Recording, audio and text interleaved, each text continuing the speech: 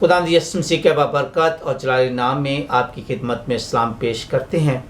आज का पैगाम जो काशिश पाकिस्तान आपकी खिदमत में पेश कर रहा है उसका अनवान है रूह की आग और पेंतिकोस्त। और ये पैगाम रसूलों के माल उसका दूसरा बाब उसकी पहली आयत से लेकर 4 आयत तक लिया गया है। जो लोग उर्दू या हिंदी को नहीं समझते उनके लिए है कि act of the apostle chapter 2 verse 1 to 4 and today's sermon title is the fire of the Holy Spirit and Pentecost। मैं आपके लिए खुदावंद का कलाम पढ़ूंगा और उसके बाद हम खुदावंद का कलाम सुनेंगे। खुदावंद के कलाम में यूँ लिखा हुआ है, जब ईद पेंतिकोस्त का दिन आया तो वह सब एक जगह जमा थे कि यकायक आसमान से ऐसी आवाज़ आई जैसे ज़ोर की आंधी का सन्नाटा होता है, और उससे सारा घर यहाँ वो बैठे थे गूंज गया, और उन्हें आग के शोला की सी फटती हुई ज़बानें दिखाई दीं और उनमें से हर एक पर आ ठहरी, और वह सब रूह कुदस से भर गए और गैर ज़बानें बोलने लगे जिस तरह रूह ने उन्हें बोलने की ताकत बख्शी। पाक कलाम का पढ़ा और सुना जाना हम सब के लिए बायस बरकत हो। खुदा का शुक्र हो। जो लोग पेंतिकोस्त का पैगाम तैयार करना चाहते हैं और जो लोग जो है वो जानना चाहते हैं कि हकीकी तौर पे पेंतिकोस्त का मतलब क्या है और इसके साथ साथ जो है वो कैसे रूहानी तौर पर बेदार हो सकते हैं, कैसे उनके अंदर जो है वो खुदा का रूह काम कर सकता है और खुदा का रूह उनको इस्तेमाल कर सकता है, उनके लिए पैगाम का सीक्वेंस जो है वो हम आपको बताएंगे ताकि आपको पता चल जाए। सबसे पहले तारफ़ है, उसके बाद हम बताएंगे कि रूह कुदस क्या है, और फिर रूह कुदस का वादा और रूह कुदस के 5 बड़े मकासद, फिर रूह कुदस के काम और मौजूदा दौर और रूह कुदस का काम, और उसके बाद जो है खुलासा जो है वो पेश किया जाएगा, और उसके साथ साथ चंद सवालात जो हैं वो आपकी नज़र किए जाएंगे।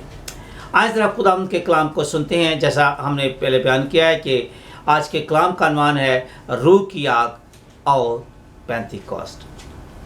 सबसे पहले हम जानना चाहते हैं कि लफ्ज़ पेंतिकोस्त का मतलब क्या है।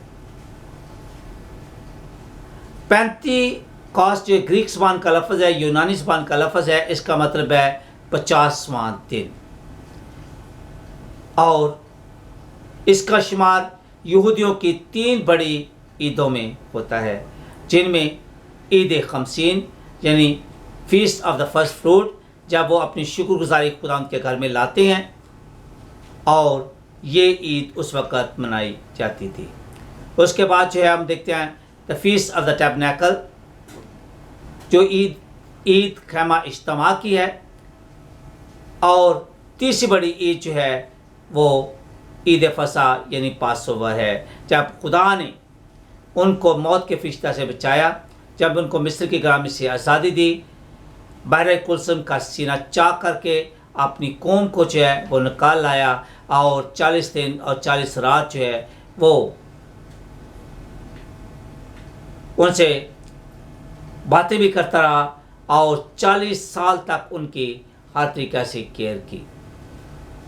तो सबसे पहले हम देखेंगे कि रूह कुदस जो है ये क्या है और इसके भेजने की ज़रूरत क्यों दरपेश है।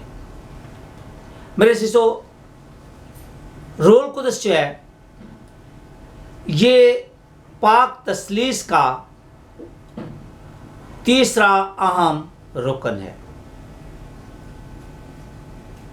जैसे हम कहते हैं कि खुदा बाप, खुदा बेटे और खुदा रूह कुदस, जिसको इंग्लिश में कहते हैं Holi Trinity, and this is a third person of the Holi Trinity, यानी 3 in 1 and 1 in 3।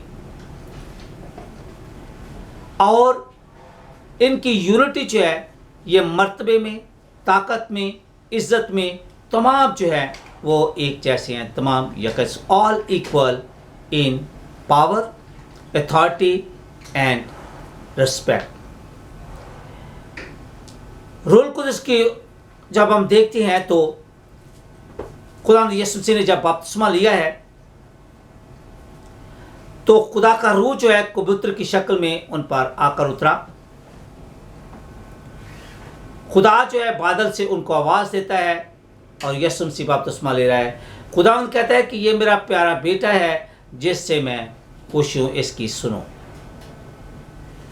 और आप ज़रा थोड़ा सा गौर करें कि रूह कुद्स की ताकत इतनी है, पाक रूह की ताकत इतनी है कि यीशु मसीह ने 30 साल की उम्र तक कोई बड़ा काम नहीं किया और ना ही मोजज़ात किए, लेकिन जब उनको रूह कुद्स से मिला है, वो रूह कुद्स से मामूर हुए हैं, खुदा ने अपने करिश्मात उनकी ज़िंदगी में करने शुरू किए हैं और खुदा ने उनको कसरत से इस्तेमाल करना शुरू किया है। और उनकी 3 या 3.5 साल की जो खिदमत है उसका आप असर देख सकते हैं कि आज पूरी दुनिया में लाखों, करोड़ों और अरबों के हिसाब से जो है वो मसीही हैं।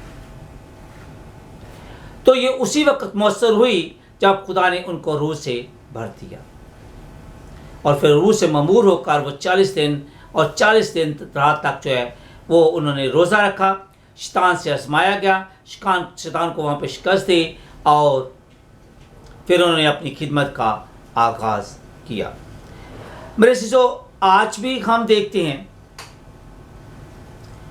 कि जब खुदावंद रूह कुद्स का वादा करता है, अगर आप यूहन्ना का इंजील उसका 16 बाब और 7वीं आयत को देखें तो खुदावंद यीशु मसीह उनको, अपने लोगों को, ईमानदारों को बोलते हैं, कलीसिया को बोलते हैं कि तुम्हारा दिल जो है वो ना घबराए। शागिर्दों से कहते हैं तुम्हारा दिल ना घबराए, मैं चाहता हूँ और तुम्हारे लिए मददगार, काउंसलर और रहनुमा भेजूँगा जो तुम्हारी रहनुमाई करेगा।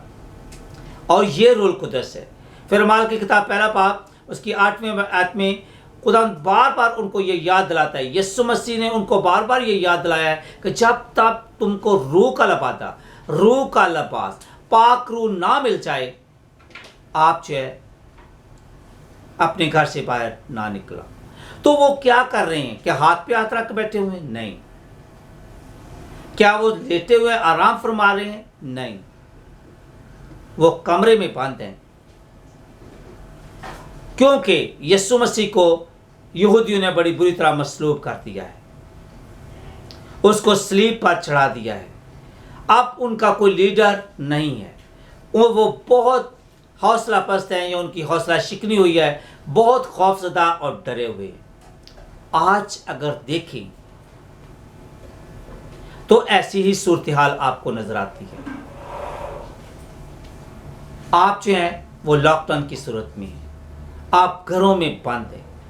कोरोना वायरस का इतना खौफ है कि सड़कें जो है वो बिल्कुल सन्नाटे का मंजर पेश करती हैं, दुकानें बंद हैं, लोग घरों में जो है लॉकडाउन, कारोबार जो है वो बिल्कुल फ्लॉप हुए हैं, कोलैप्स हुए हैं, इकोनॉमी जो है वो बिल्कुल जो है वो ज़मीन पर लगी हुई है।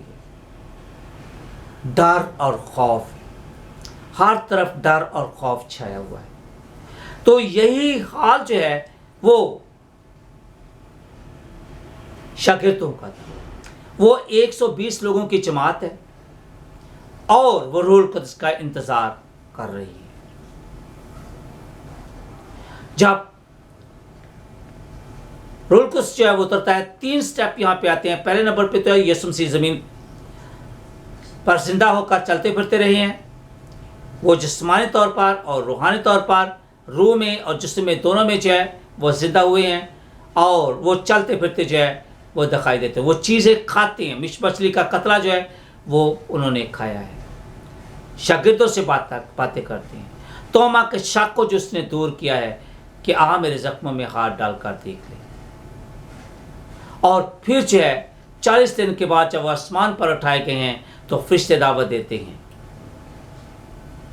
और ये इसको ईद सऊद कहते हैं, जब यीशु मसीह आसमान पर उठाए गए। Jesus was lift it up to heaven, और उसके फरिश्ते जो है वो दावत देती हैं। और फिर उसके 10 दिन बाद जो है, जैसे यीशु मसीह ने कहा कि मैं चाहता हूँ ताकि तुम्हारे लिए जो है वो मददगार भेजूँ, और वो रूहुल कुदस को भेजते हैं।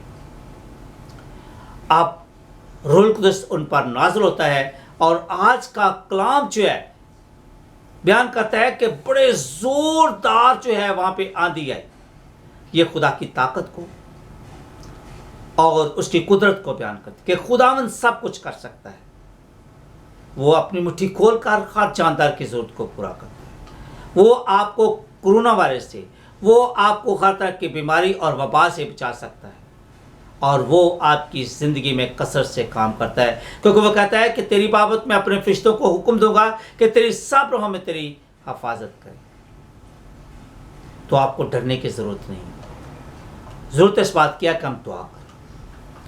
अगर आप जो है वो पौलुस और सिलास की ज़िंदगी को देखें, तो जब कलाम सुनाने की वजह से उनको जब मुश्किलात का सामना करना पड़ा, तो उन्होंने क्या किया कि वो दुआ करना उन्होंने शुरू की, प्रस्तश करना शुरू की, हम तो स्ना करना शुरू की, और खुदा ने जेल के दरवाज़ों को खोल दिया।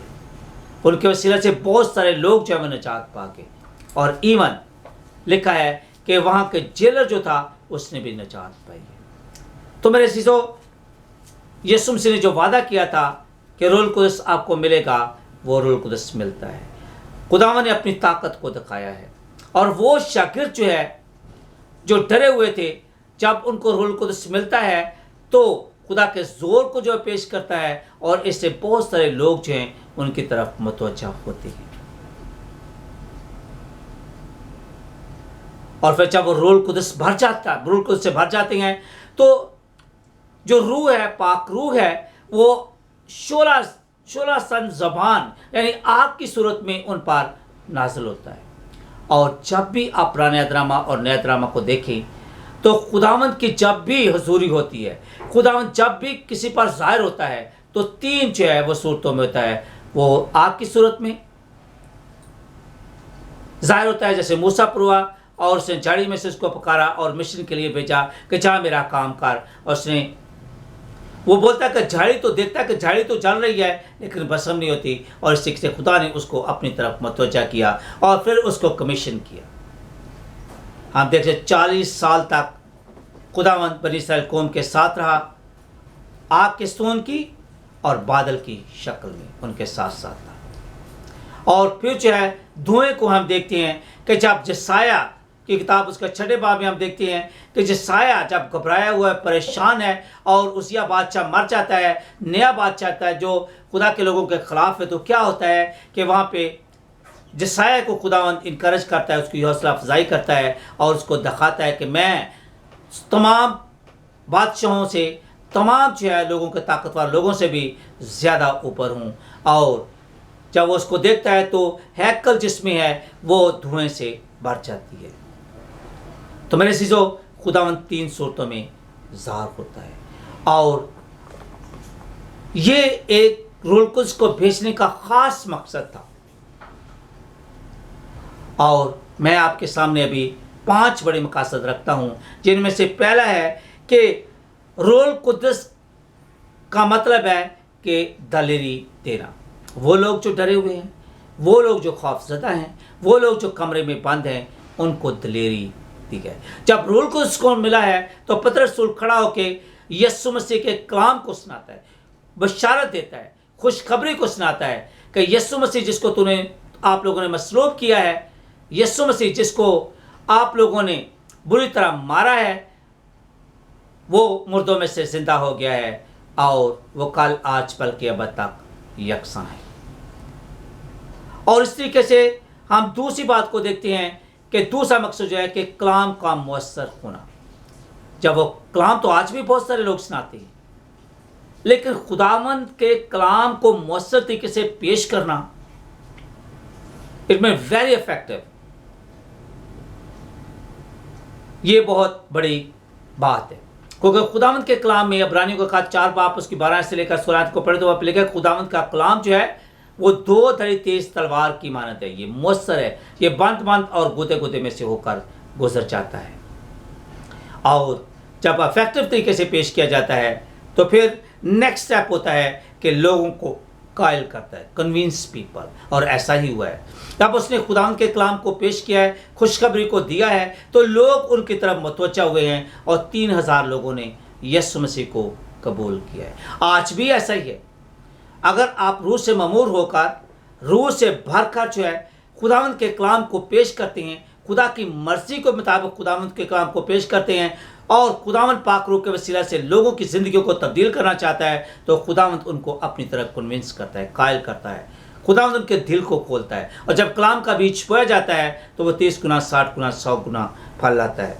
और ना सिर्फ ये, बल्कि जब लोग खुदावंद के कलाम को मानते हैं, खुदावंद के कलाम को कबूल करते हैं, तो चौथा स्टेप होता है, चौथा मकसद पूरा होता है, यानी मोज़ात रूनुमा होती है, मिरेकल्स, वंडर जो है वो होती है।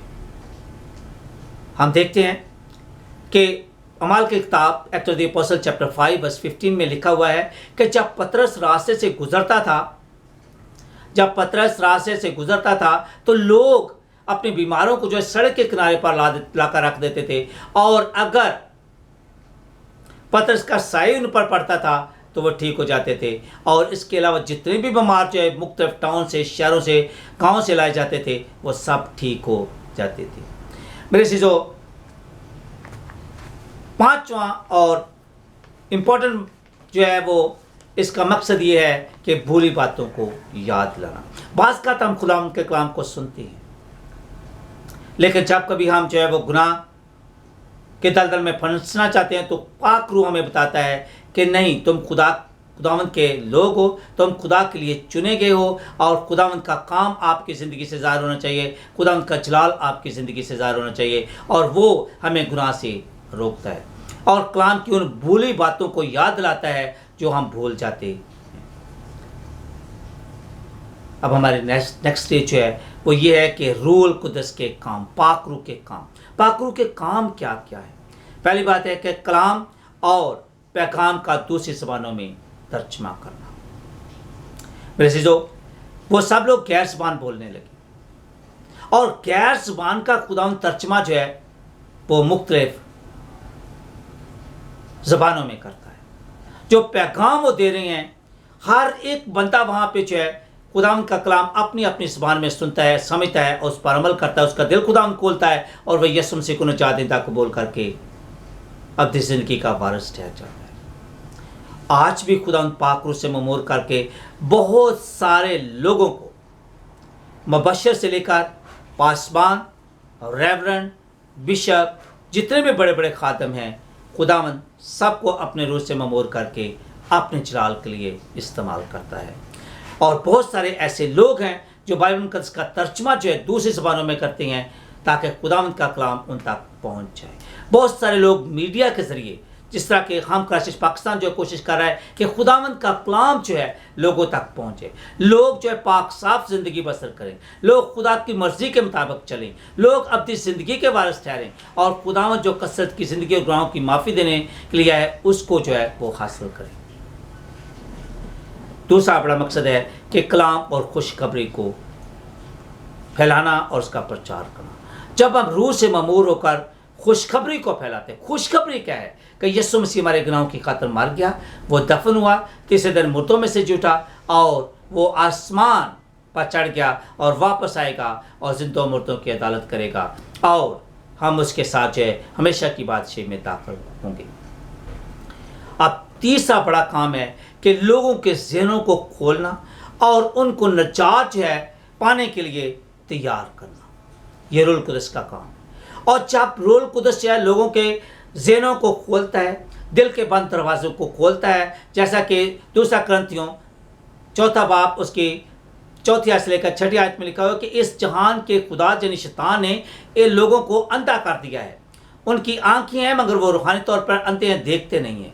उनके कान हैं मगर वो सुनते नहीं। और जिस आयत 43 चैप्टर में उसके 6 से 8 में जो है अगर आप पढ़ें तो वहाँ पे लिखा हुआ है कि उन लोगों को राह दिखा जो आंखें रखती हैं मगर देखते नहीं, कान रखती हैं मगर सुनते नहीं।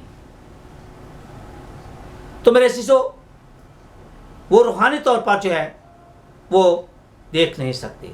इसलिए आपके सामने यूहन्ना की 3 बाब में निकोदेमुस आता है और खुदावंद उनको क्या कहता है कि उसको बोलता है कि तुम्हें नए सिरे से पैदा होना ज़रूर है।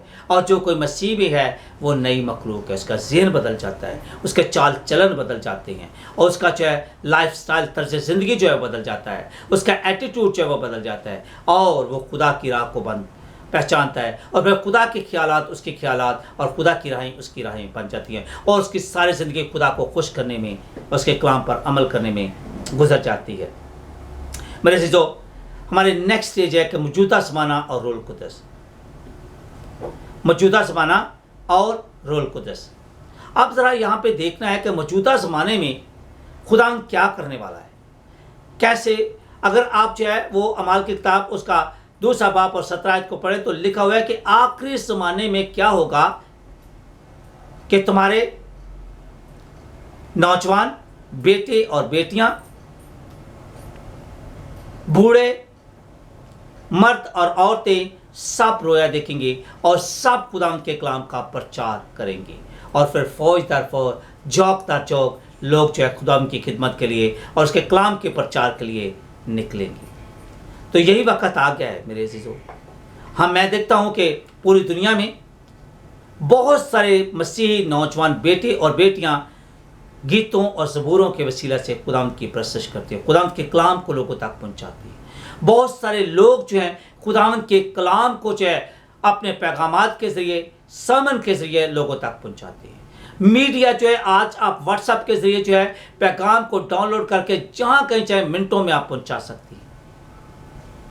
यूट्यूब पे जैसे हमने जो है वो हमारा चैनल है कशिश पाकिस्तान, हम जो है वो देते हैं ताकि आप लोग यीशु मसीह को समझें, कलाम को समझें और नजात दहिंदा कबूल करके अपनी ज़िंदगी के वारिस ठहरें। क्योंकि खुदावंद किसी की हलाक नहीं चाहता, बल्कि चाहता है कि वो सबकी तौबा तक नौबत पहुंचे। वो आपसे प्यार करता है, क्योंकि माँ तो शेरखार बच्चे को बोल सकती है, लेकिन मैं तुम्हें कभी नहीं बोल सकता क्योंकि मैंने तुम्हारा नाम अपनी हथेलियों पे खोद रखा। ये खुदा की लाजवाब मोहब्बत है कि उसने अपने बेटे को हमें बचाने के लिए दे दिया, ताकि जो कोई इस पर ईमान लाए हलाक न हो बल्कि हमेशा की ज़िंदगी पाए। तो मेरे अज़ीज़ों, अगर हम इसकी समरी या इसका कंक्लूजन दें तो ज़रूरत इस बात की है कि हम रूहुल कुद्दस को वो मकाम दें जिसका वो हकदार है। एक दफ़ा का जिक्र है कि एक लड़का था, वो बड़ा ताकतवर था, और उसने एक घर खरीदा जिसकी 2 मंजिल थी, और यीशु मसीह जो है आया, उसने उसको जो है वो जगह दी। उसने बोला ठीक है भाई, आप मेरी दूसरी मंजिल पर एक मकान में जाकर रहना शुरू कर दें। रात को शैतान आया और शैतान ने जो है खूब जो है उसके साथ कुश्ती की और उसको खूब मारा। वो सुबह उठता है, उसने यीशु मसीह को बोला, भाई यीशु मसीह तू यहाँ पे मौजूद है, लेकिन शैतान आया है, उसने मुझे बहुत मारा है, बहुत उसने जो है वो मेरे साथ कुश्ती की है, तो आपका क्या फ़ायदा। यीशु मसीह ने उसको बोला, देख तूने मुझे सिर्फ घर में एक कमरा दिया है, तूने मुझे सारा घर नहीं दिया। इसलिए बाज़ औक़ात हम यीशु मसीह को जो है वो अपने दिल में जगह नहीं देते, ज़िंदगी के एक कोने में उसको जगह देती हैं और ज़िंदगी उसके हवाले नहीं करती। जब हम ज़िंदगी उसके हवाले कर देते हैं तो फिर हम रूहुल कुद्दस से मामूर हो जाते हैं और रूहुल कुद्दस को वो मकाम देते हैं जो चाहिए। और फिर खुदा हमें रूह के हथियार देता है, जिसका जिक्र जो इफिसियों 6 बाब उसकी 10वीं आयत से लेकर 17 आयत तक किया गया है। और हम रूह के हथियार लेकर शैतान को जो है वो शिकस्त देते हैं, जो शेर बब्बर के मानन धाड़ता फिरता है।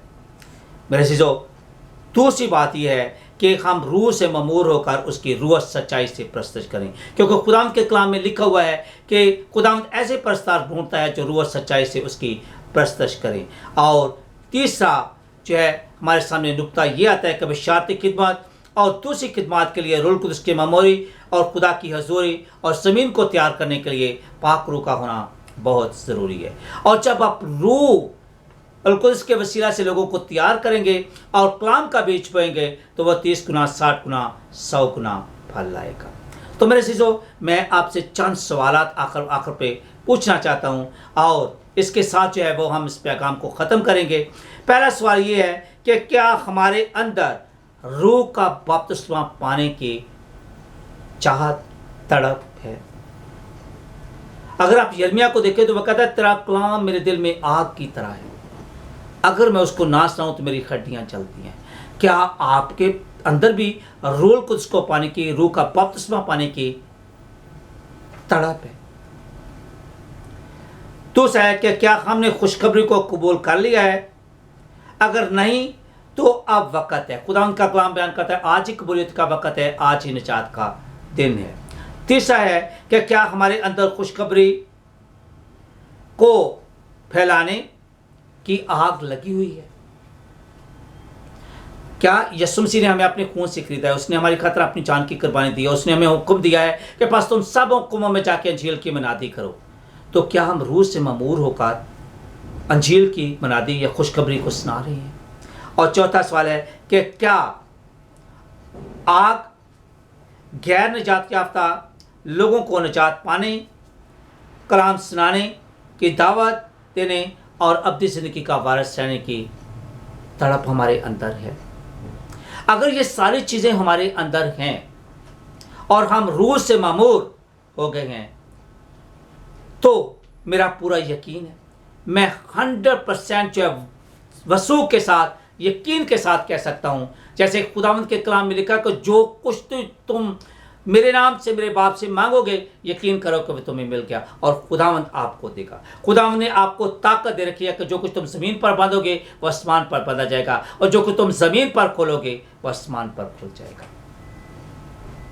वो आपके दिल के दरवाजे पर खड़ा है, वो आपको रूह से मामूर करना चाहता है और वो दावत देता है कि रूह और दुल्हन कहती है आ, और वो जो प्यासा वो आए और अब्दी ज़िंदगी और आब हयात को मुफ्त में ले। मेरी दुआ है कि खुदावंद आज के कलाम के वसीला से आपको बड़ी बरकत बख्शे। आमीन।